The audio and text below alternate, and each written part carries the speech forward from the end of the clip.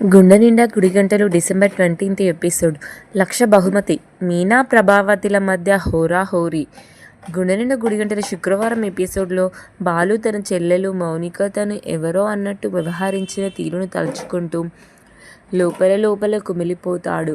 ఈ పరిస్థితిని గమనించిన మీనా బాలుకి ధైర్యం చెబుతుంది.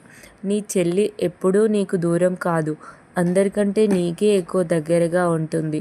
అనవసరంగా ఎక్కువ ఆలోచించి బాధపడకండి అంటూ ఓదారుస్తుంది. సంజు అక్కడే ఉండొచ్చు, గొడవ కాకూడదనే ఉద్దేశంతో మౌనిక అలా మాట్లాడి ఉండవచ్చునని వివరిస్తుంది. అయినా మీనా మనసులో మాత్రం మౌనిక ప్రవర్తనపై అనుమానం, ఆందోళన పెరుగుతూ ఉంటుంది.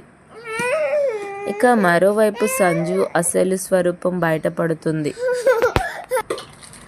మౌనికతో చాలా హీనంగా మాట్లాడుతూ చెల్లెలి ముందు నువ్వు పరాయిదానిలా కనిపించడంతో నాకు చాలా హ్యాపీగా ఉంది. బాలు ఇలా కుమిలిపోతూ ఉంటే అదే నాకు కావాల్సింది అంటూ తన ద్వేషాన్ని బయట పెడతాడు. ఈ సమయంలో మీనా మౌనికకు ఫోన్ చేస్తుంది. ఆ ఫోన్ను గమనించిన సంజు వెంటనే కట్ చేయమని ఆదేశిస్తాడు. సంజు మాటలకు భయపడి మౌనిక ఫోన్ లిఫ్ట్ చేయకుండా మౌనంగా ఉంటుంది.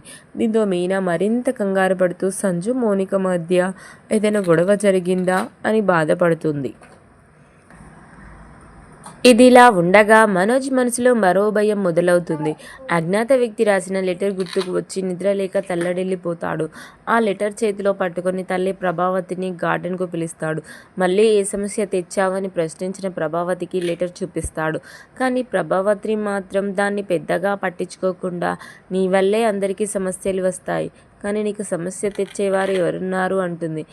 ఈ మాటతో మనోజ్కి ఇండైరెక్ట్గా తల్లినే అనుమానించడంతో ప్రభావతి ఆగ్రహంతో మనోజ్ను చితకబాదుతుంది. నన్నే అనుమానిస్తావా అంటూ మందలిస్తుంది. మరుసటి రోజు ఉదయం బాలు తన స్నేహితుడు రాజేష్ను ఇంటికి పిలిచి తన రెండో కారుని తండ్రి సత్యం చేత కిరాయికి ఇస్తాడు. ఇది చూసిన రాజేష్ ఆనందంతో బాలుని పొగడ్తలతో ముంచెత్తుతాడు. అయితే మనోజ్ మాత్రం అక్కడ కూడా వెటకారం మానడు. ఎవడి పడితే వాడు బిజినెస్ మ్యాన్ కాలేడు, స్టేటస్ ఉండాలి అంటూ సెటైర్ వేస్తాడు. ఈ మాటలకు మీనా మండిపడుతుంది. 4 లక్షల ఫర్నిచర్ మోసాలు, ఇతరుల బంగారం అమ్ముకోవడం లాంటి విషయాలను గుర్తు చేస్తూ ఘాటుగా సమాధానం చెప్తుంది. రోహిణి మీనాపై ఫైర్ అవుతుంటే ప్రభావతి కూడా మనోజ్కి మద్దతుగా మాట్లాడుతుంది.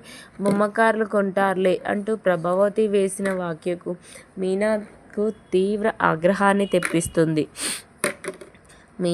మీనా శపథం చేయబోతే బాలు అడ్డుకుంటాడు.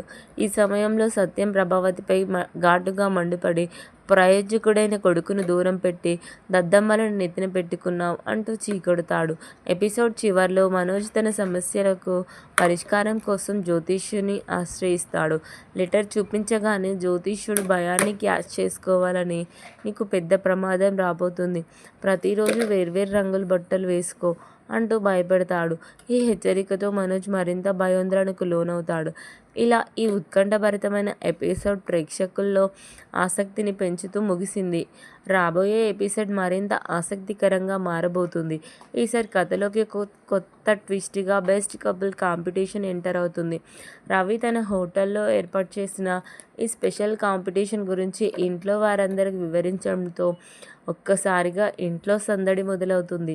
రవి తన హోటల్లో ఆదర్శ దంపతుల పోటీని నిర్వహిస్తున్నామని చెబుతాడు. ఈ మాట వినగానే మీనా ఎగ్జైట్మెంట్తో రవి దగ్గరికి వెళ్ళి ఆ కాంపిటీషన్ ఏంటి, ఎలా ఉంటుంది, ఎవరు పాల్గొనవచ్చు అని వివరంగా అడుగుతుంది.